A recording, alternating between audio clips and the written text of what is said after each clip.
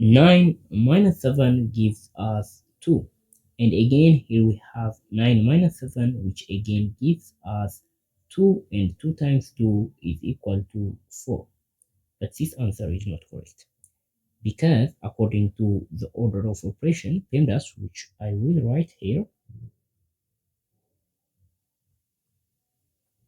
so according to the rule PEMDAS, P stands for parentheses, E stands for exponent, M and D stands for multiplication or division, A and S stands for addition or subtraction. According to this rule, the first thing we need to solve is parentheses, right?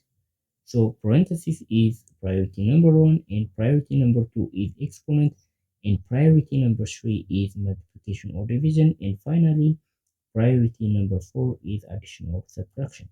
We have to solve addition or subtraction at last, right? So if we solve subtraction before multiplication, that is wrong, because clearly multiplication or division have higher priority than subtraction or addition. So that is what we are going to do, right? So in our problem, we have parentheses, right? This is parentheses. We have a multiplication. So if a number is if a number is placed next to parentheses, that means multiplication, right? And finally, we have a subtraction, right? So we have three things. So we have to do the parentheses first, and then the multiplication, and finally, after we solve all of the arithmetic, we are allowed to move to subtraction, and that is the right order to do the calculation. So let's do the parentheses and let's do the maths together. So 9 minus 7 gives us 2.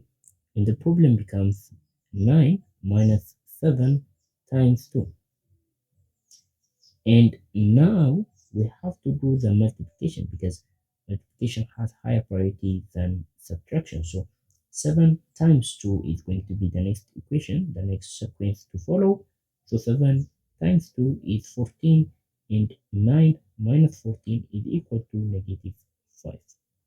So the final answer to this question is negative 5.